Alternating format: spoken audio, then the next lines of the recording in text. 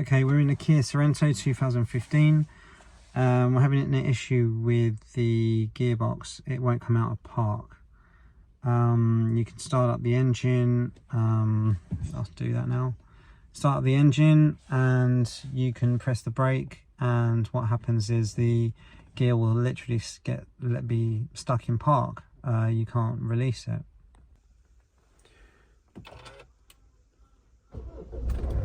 So it starts up, foot on the brake, nothing. So to release it, there is a open section here which pushes down a lever here, and when you do that, you can then... Hey guys, just to give you an update as to where we got with the solenoids. The solenoid works.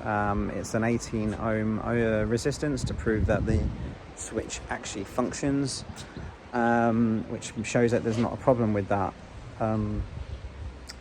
So the 14 volt issue that we saw, that basically highlights that power is supplied and it's not being grounded. So the only unit that can be doing that is the BCM. We've now got to a position where we need to either go through a car warranty or order one and install it ourselves. If we decide to order it and install it ourselves, then I will do a video on that as well and give you the results to prove that it's all now functioning and working correctly the way it should be.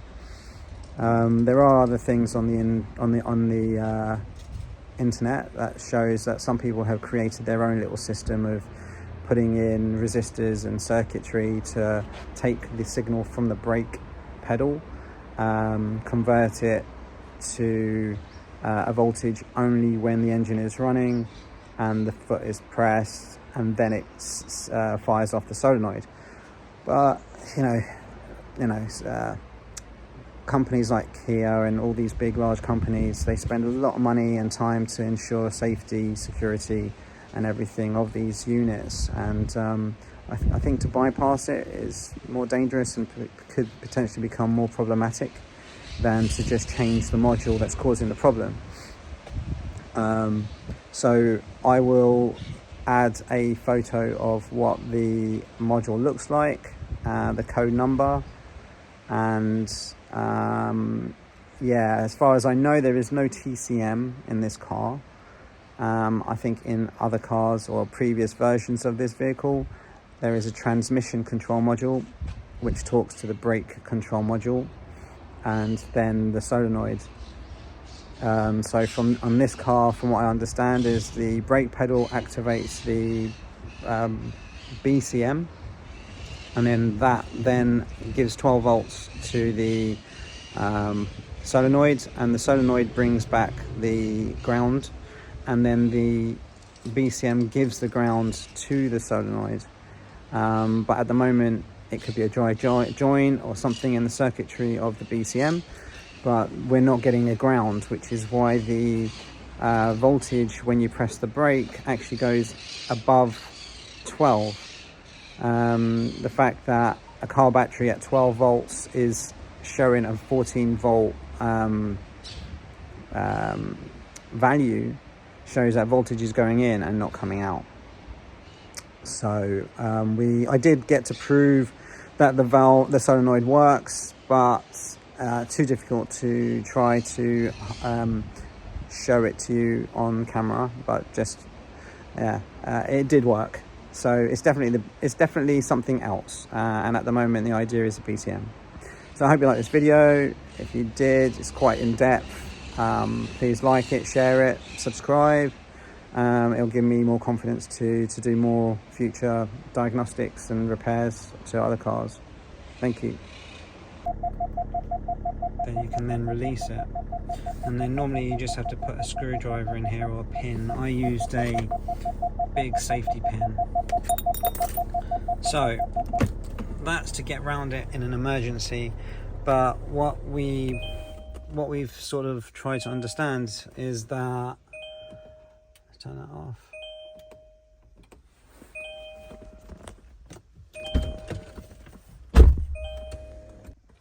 Right, so what we believe is that there is a solenoid that sits in here that is powered up by a TCM, a transmission control module, and the transmission control module is controlled also by the brake control module.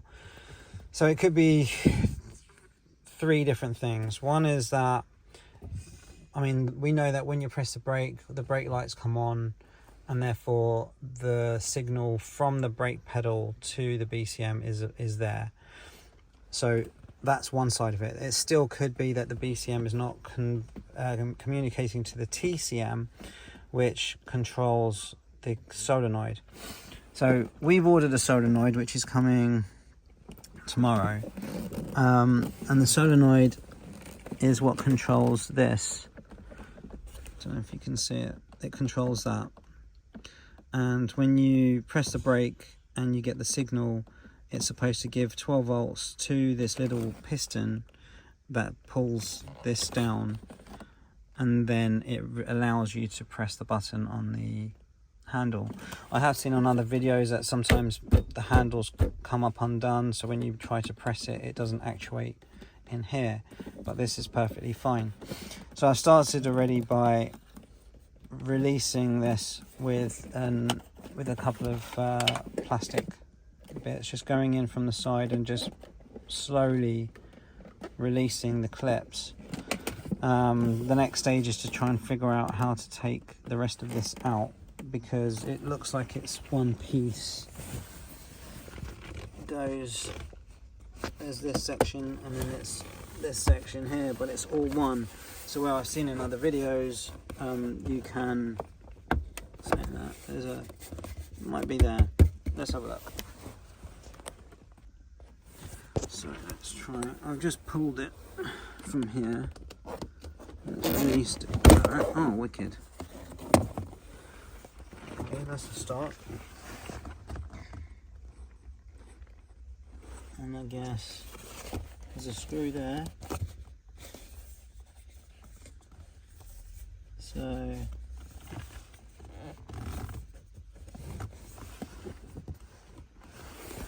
I wonder if this has got the same on this side. No, it doesn't. Oh, yes, it does. Let's have a look. Let's try the same.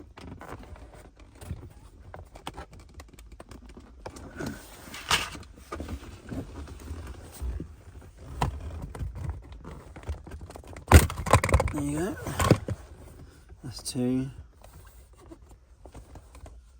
There's a screw. There's one here. Okay. It's a good start point. So I guess we need to remove things from in here. I'm expecting that this here is going to be important.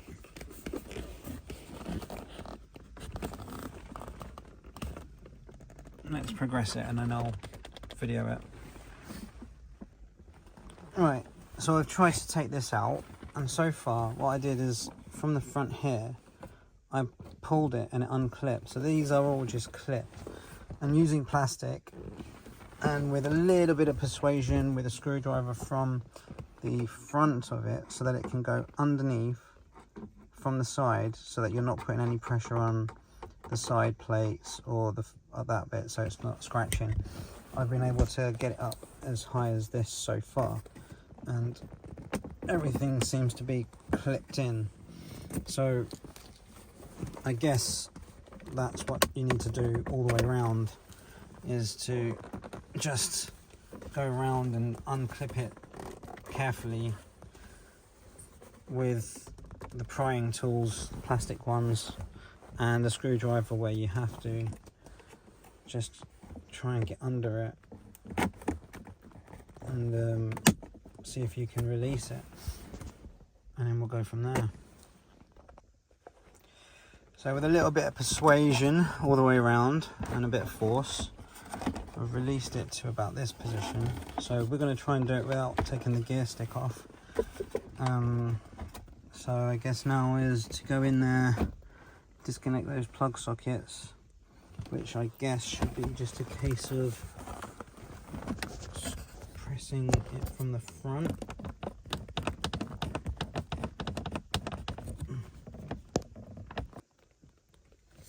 So you squeeze at the front here. In the end I got some pliers from the front around here and just levered it for like a very small amount, and then it just popped off. So that hopefully is that, and we get this to go. Hopefully we can turn it probably this way and off. Cool. Let's have a look what's in here.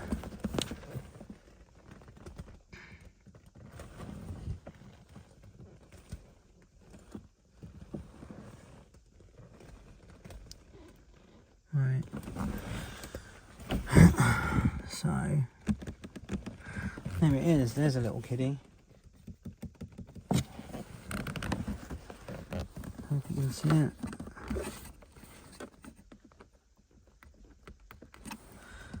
So we need to take that out. So we'll start off with undoing these, which is, I guess, is just like a brace.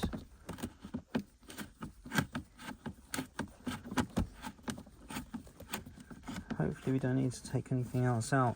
I know on the left-hand drive cars you need to get to the same side, and I think the whole console is over, so you've got to take the whole panel out. But maybe on the right-hand drive, because it's all shifted, we've got easier access.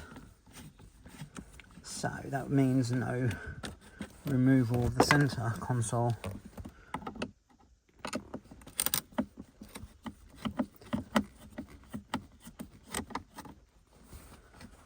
One day if I'm a YouTuber, I'll be able to get one of those electric screwdrivers.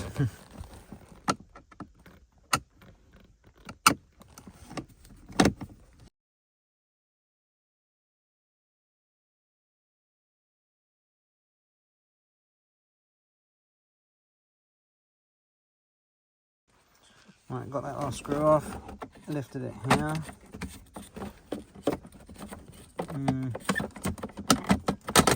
Twist and out. Right. So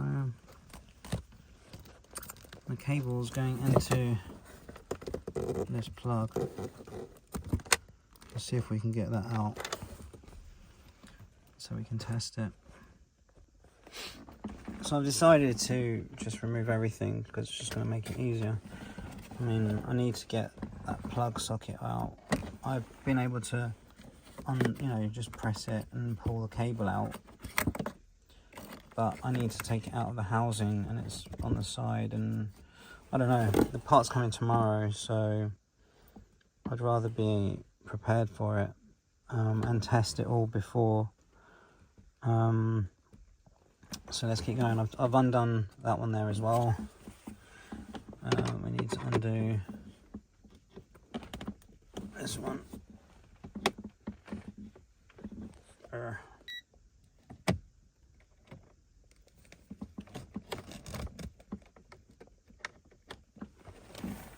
And this one.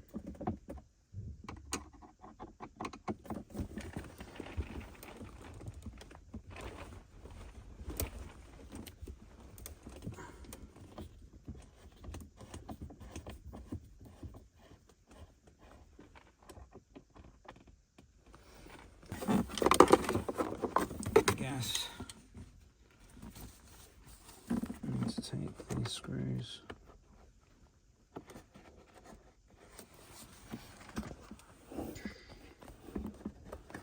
Not the easiest ones to grab hold of.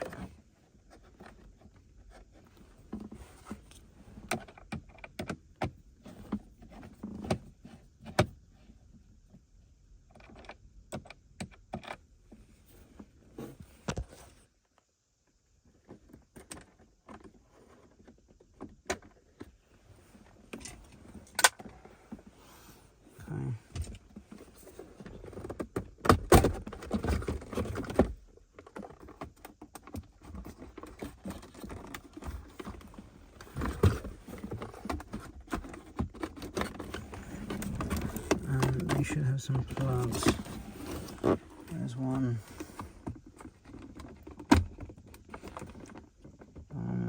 Maybe better to unscrew it because it's too hard to get to. 2 screws undone, the light comes away. Keep it somewhere safe. I'm keeping it in the little box that the car comes with. So that's the light removed.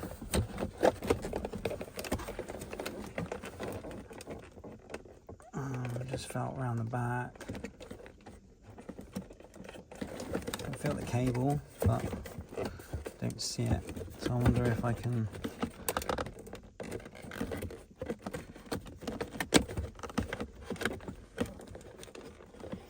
let's see if we can put this into drive.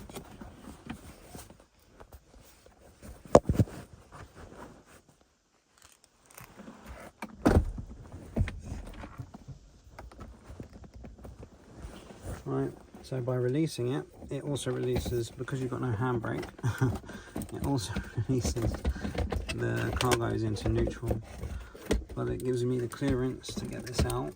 I've got my foot on the brake, so now that I've taken that there, it's back in park, and I can now take these off. One. So I've unplugged this, which is why, and also you've got an EPB fault now because it's got no brakes attached. This is it's a switch to, there's one switch up here, I'm not entirely sure what it's for, and there's another cable that goes around which could be for lights, I'm not sure, but the wires for this are these last 2. So when you check the cable, you check the last 2, positive here, negative there. I don't know if I can do this. Let's see if I can prop this.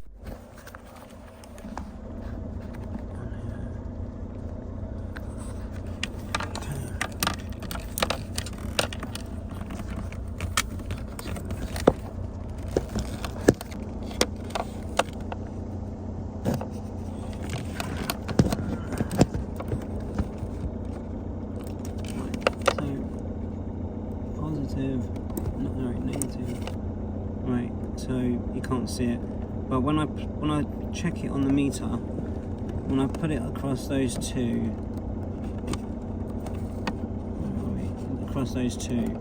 it comes up with 8 volts. When I press the brake, it comes to 14.2. So that means that everything coming up to that switch is working, because it's supplying 14 volts, but the switch isn't making. So the switch is one of these, and it has a black sleeve that goes over the top of this, which is this. So when you make sure when you take it apart, you put it back on.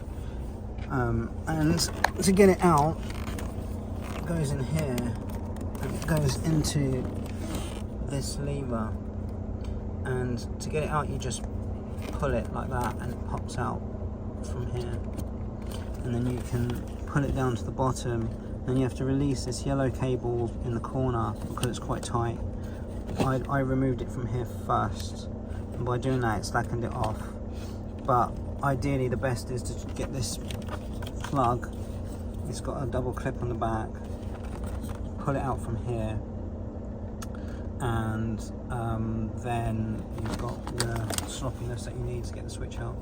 So my next mission is to take those pins out and test it on the battery and see if it activates or not. If it doesn't, then I know that it's definitely broken. To remove the wires, you have to get underneath here with a screwdriver and lift it up to around there, and then I believe you have to put a couple of pins into here to push up the little clips in the corner, which would then release those two connectors, which we need. And we've got to make sure, obviously, we know that the white is on the left and the black is on the right with it in this direction, because obviously the new one's going to have to go in there. So this switch tells the computer that it's in park, and if you do not have it in park, then your stereo will stay on all the time, which is why you need it to be reconnected. So I need to plug it back in for tomorrow until the part arrives. Hopefully it's tomorrow.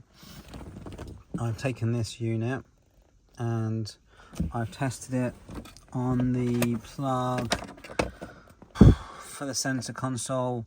It's 12 volts across the top two, the black and the red.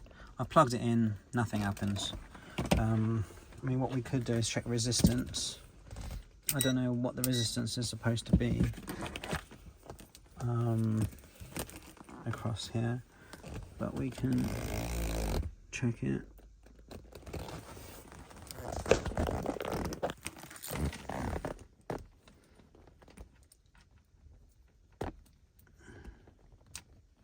This is a make-do kit. It's not my one, it's just what I'm using for now. Okay, let's prop it up. So testing it on resistance, it comes to around 18.6 ohms. I don't know what that means compared to a new one. Let me Google that. I'm going to take this plug out again. So you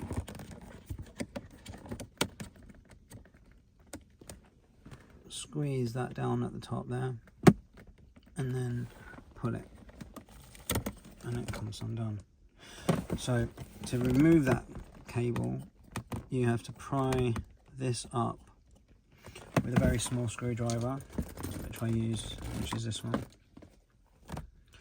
And then what I did is I held this in the back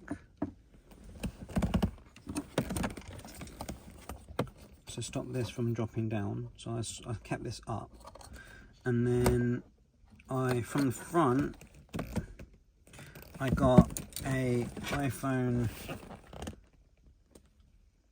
pin, and from the front here, I pushed from this side of the pin, the front side. I went down underneath. There's like a white plastic clip there. I lifted that up, and then at the same time I then pulled from the back with a plier without destroying the cable. But I mean, obviously this is broken anyway, but this is what it looks like. That's the type of connector it is. And then I checked 12 volts on here, positive and negative, and this just slots in. And I put it in across the top too, making sure that, you know, the black goes to black, white goes to red. So, I mean, I'm going to test that now actually. So I'm going to test this on the battery just to be sure. So we'll go.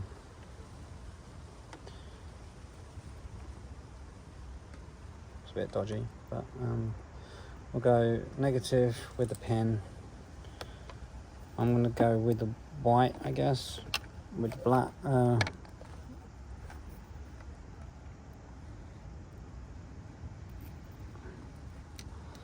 No, that's not going to work. So the new part is here. So now it's time to reinstall. So first of all, we need to put the well, we'll leave that for now.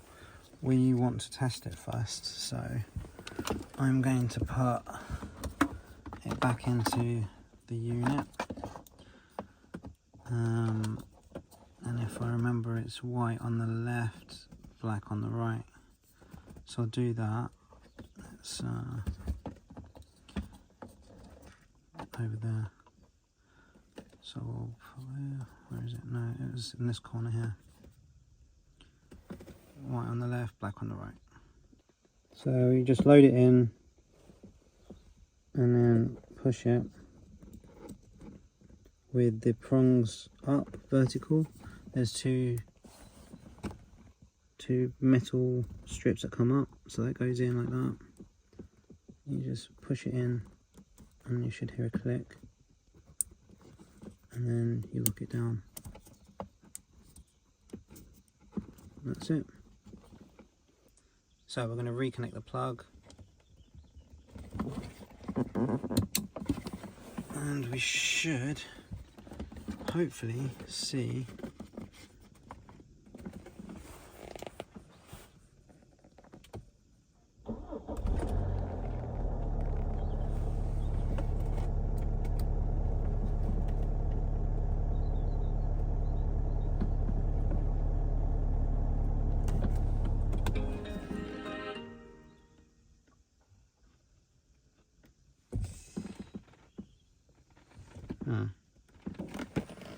no difference.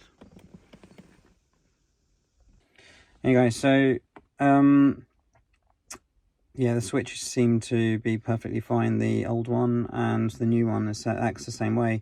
What I found is that on my car, for some reason, every time that you try to actuate it, you can see that it works off of the brakes, but it's at 14 volts. So at first I thought that was a bit strange, because it should be 12 volts on the car because it's a 12-volt battery. So from my experience, what I understand is if it's 14 volts, then it's being supplied 12 volts and it's not got the grounding to return. So there is a little test you can do, which is to add a wire from the chassis to the white cable, and that then activates the solenoid.